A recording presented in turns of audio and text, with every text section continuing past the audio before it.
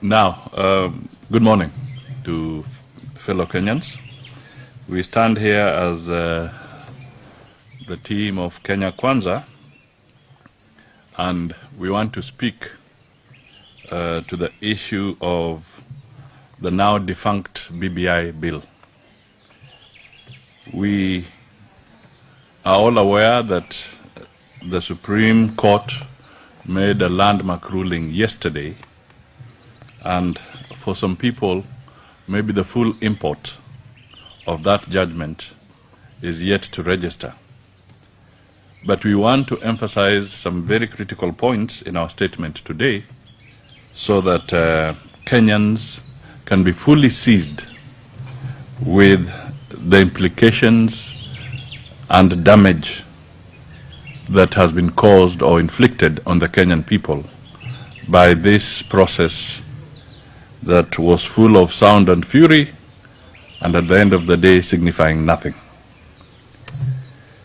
Our statement is dated Friday, 1st April 2022.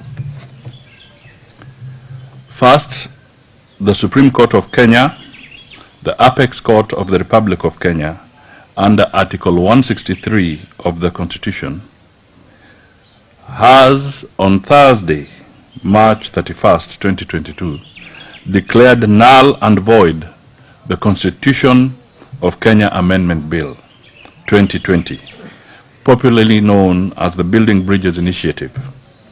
While we laud the brave decision of a majority of the men and women at the highest court of the land, the colossal sum of money spent by the promoters of this unconstitutionality.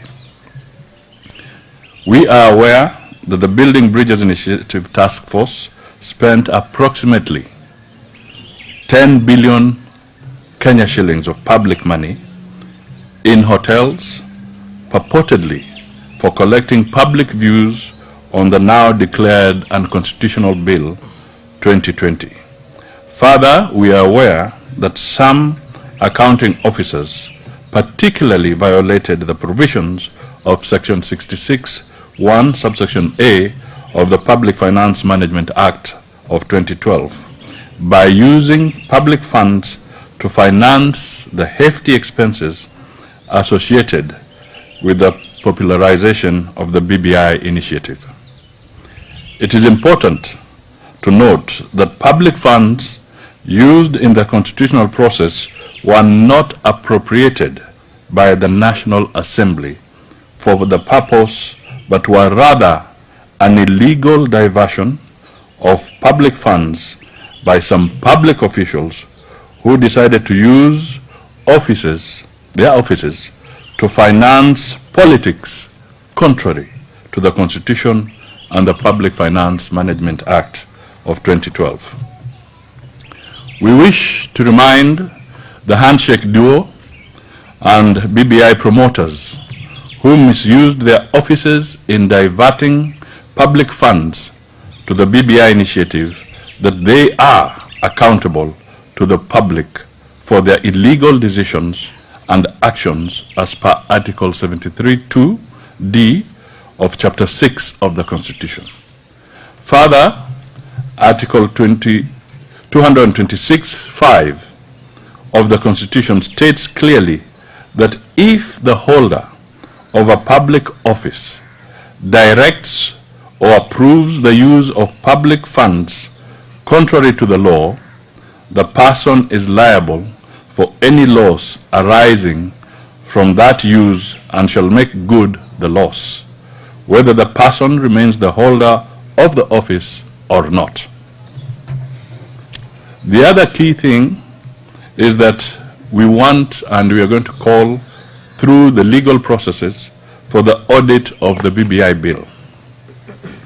Article 201 of the Constitution on the principles of public finances requires that public money shall be used in a prudent and responsible way. The determination of prudence in the use of public funds in the illegality is placed under the ambit of the Auditor General as per Article 229(5) of the Constitution. Section 37 of the Public Audit Act 2015, the Auditor General, upon request by Parliament, is required to conduct forensic audits to establish fraud, corruption, or other financial improprieties. Our members at the National Assembly are moving a motion compelling the Auditor General to undertake a forensic audit on all public funds spent in the illegal process from inception to date. It is now clear the illegality and fraudulent dictation to Kenyans of an illegal process that has cost the Kenyan government huge sums of money, funds that ideally should have been channeled to other urgent needs of Kenyans, is now well manifest in AZZIAD charades. It is evident that the same arrogance meted upon Kenyans on BBI is well coined in AZZIAD, where public funds are corruptly and brazenly used to fund AZZIAD campaign activities. Time has come for change. The said change can only manifest through the ballot. Kenyans must reject the disrespect being advanced to them by those seated in higher offices. We in Kenya Kwanza Alliance reiterate our commitment to stand with the judiciary. We salute the brave women and men who braved the odds of the day and delivered a judgment well coined within the law and more specifically standing with Kenyans. It is important to note that the BBI as crafted would have cost Kenyans an upward of an additional 5.65 billion Kenya shillings annually to implement. We reaffirm our resolve to actualize Article 173 of the Constitution on the Judiciary Fund. We applaud the Supreme Court for standing together with the people in their commitment to jealously guard and defend the sanctity of the Constitution. We are therefore reminded that, and I quote Abraham Lincoln, "It is apparent that the people are the rightful masters of the cause." Masters of the cause. It is apparent that the people are the rightful masters of the cause, not to overthrow the Constitution, but to overthrow the men who pervert the Constitution. Time is nigh for the Kenyan people to send the handshake brothers home. We have a date with them on the 9th of August, 2022, when we enter the ballot booth.